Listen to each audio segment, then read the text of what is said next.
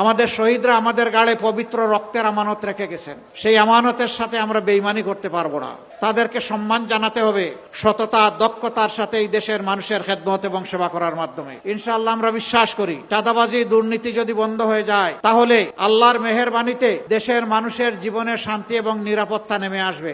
সম্মানিত ভাইরা, তাহলে ওই ভোটটা যেখানে 11 দলের যে মার্কা দেওয়া হয়েছে এইটাই আমাদের 11 দলের মার্কা, এটাই 18 কোটি মানুষের মার্কা। আমরা কোনো দলীয় সরকার কায়েম করতে চাচ্ছি না।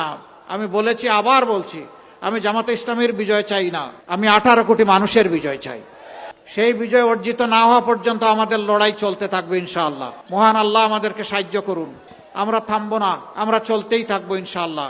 যেই বাংলাদেশে আর অপকর্ম করতে কাউকে দেওয়া হবে না, দেওয়ার অপকর্ম করার কোনো সুযোগ থাকবে না ইনশাআল্লাহ। সমস্ত মানুষ আনন্দের সাথে শান্তিতে নিরাপদে ইনশাআল্লাহ যে বাংলাদেশে বসবাস করতে পারবে সেটা হবে আমাদের বাংলাদেশ।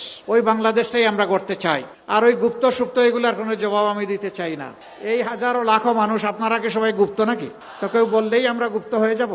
এগুলা ফেলে দেন, এগুলা পুরানা কাসুন্দি, এগুলাতে কিছু আসে যায় না।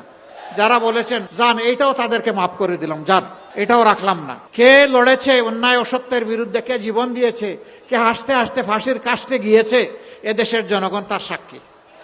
নতুন করে কোনো প্রমাণ দেওয়ার আমাদের দরকার নাই। আল্লাহর মেহেরবানি প্রমাণিত। আল্লাহ যেন ভবিষ্যতে হকের উপর মজবুতভাবে আমাদেরকে দাঁড়িয়ে থাকার তৌফিক দান করেন। এবার আমি ইনসাফের প্রতীক দাড়িপাল্লা দিয়ে শুরু করছি।